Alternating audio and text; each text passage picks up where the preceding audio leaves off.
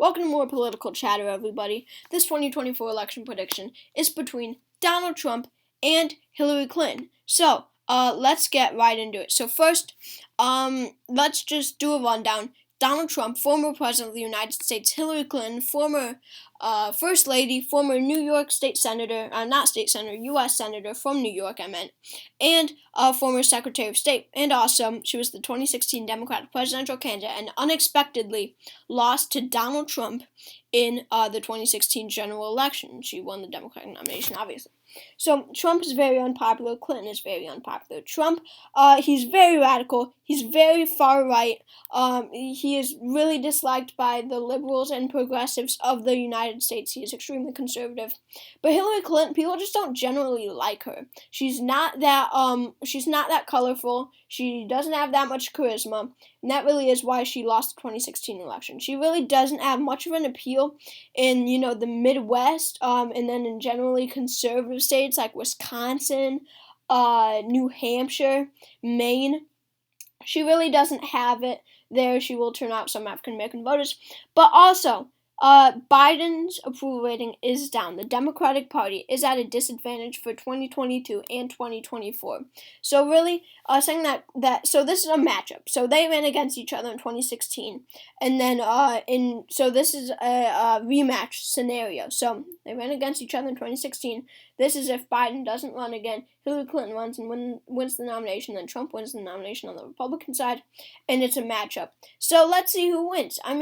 Trump will win because he beat Clinton in 2016 when the Democratic Party was up, and now they're down. So really the numbers just show, and we have the 2016 electoral map, so we'll refer to it when we will need to call some of these states, So let's see how this plays out. So California, Washington, Illinois, Hawaii, D.C., Maryland, Delaware, just because it is Biden's home state, and, Biden voters will turn out for her. New York, Rhode Island, Massachusetts, Vermont, Maine's first, would all go solidly for her. And then Oregon, saying that the New Jersey and Connecticut, saying that these three states went likely for 2016, and the Democrats are. There's a bad national environment for the Democratic Party right now. I think that these states would be likely for her, instead of that over 15% margin, that makes it solid. So going on the Republican side, Utah, Wyoming, Idaho, Montana, North Dakota, South Dakota, Nebraska at large, Nebraska's first, Nebraska's third, Kansas, Oklahoma, Louisiana, Arkansas, Missouri, Kentucky, Tennessee, Indiana, West Virginia, Alabama, and Mississippi. These would be the safe states for Donald Trump. Then going to these very Republican states, but they're not exactly a 15% margin, would be Alaska, South Carolina, and then going to, what really interests me is how little Iowa and Ohio, which were thought to be swing states in 2016 and 2020, how much they went to Trump in both years. Iowa 9.4% to Trump, Ohio 8.1%. Go to 2020. Iowa is now 8.1% for Trump, and Ohio is now 8% for Trump, which is a 0.1 shift to the left. So that just shows that Clinton, nor Biden, nor any Democratic establishment candidate will turn out voters in Iowa and Ohio, and I think that these would once again be likely for Donald Trump. Along with the state of Texas, the Democrats are just going to lose here.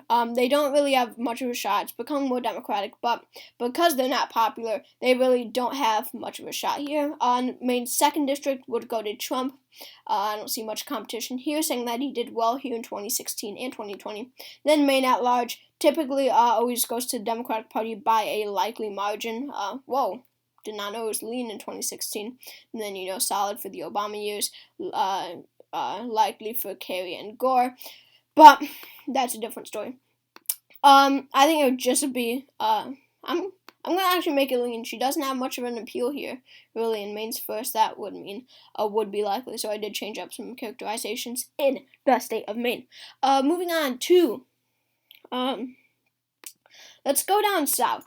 Now, Florida is becoming more Republican, and I see with Hillary Clinton as the nominee, I see Florida becoming likely. It's going to be close to becoming lean, but I really see it becoming likely. I really see Trump solidifying this Republican vote in the state of Florida, and he is immensely popular here. The thing is that Hillary Clinton is not popular in the state of Florida at all. at all. You see Let's Go Brandon all over Florida. You see Lock Her Up all over Florida. They're really radical down here, and they really hate Donald Trump. I'm sorry, not Donald Trump, Hillary Clinton. Georgia and North Carolina, 2 states that I think would go back to the Trump. North Carolina would not be a flip, but Georgia would. I think it will go back to the Republican column. This won't exactly be likely. Or tilt. I think it would be in that lean margin, so 1 to 5% margins here.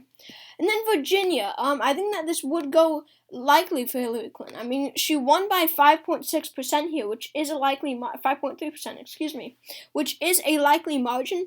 But and then they went to Biden by almost double that. I mean, it really shows that saying that Hillary Clinton, who was so weak in 2016, it went to her by a likely margin, shows that this is a state that does not like Trump. They have rejected Trump many times. And even though Youngkin won the governorship, that's just because he distanced himself away from Trump. If he was allies with Trump, then he would not have won. I really don't think he would have won. So Virginia, I do think, would be likely for Hillary Clinton. But going to Nebraska, congressional district, I think would be lean Republican. New Mexico and Colorado, they were both likely for Hillary Clinton. Whoa, not Colorado, excuse me.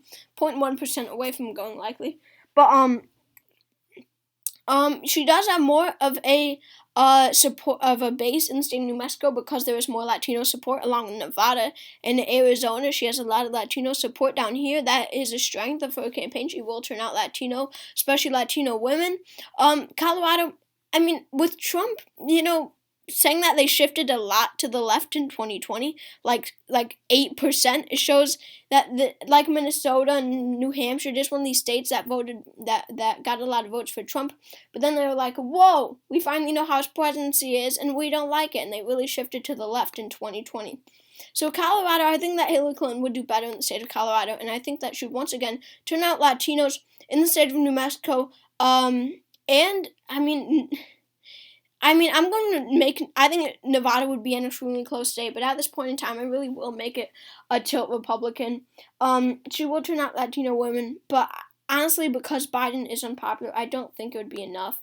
And then Arizona's going to go lean Trump. It did go to Biden, but it was extremely narrow, and Hillary Clinton doesn't have much of a base in the state of Arizona.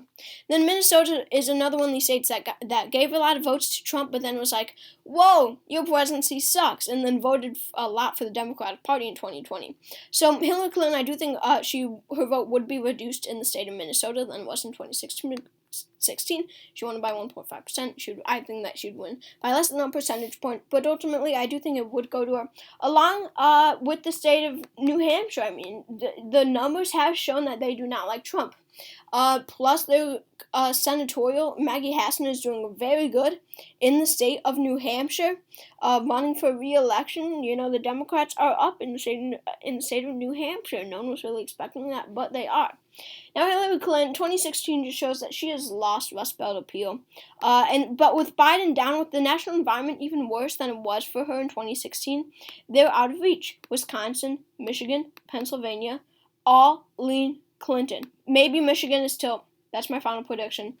Donald Trump wins with 312 electoral votes to Hillary Clinton's 226. If you enjoyed this video, please subscribing and supporting me on Patreon. I'd really support it if you just gave me $1 or something in a fund for a microphone for my videos. That'd be so nice, right? So the audio is actually good and not on QuickTime Player. So, again, thank you for watching, and I hope to see you next time.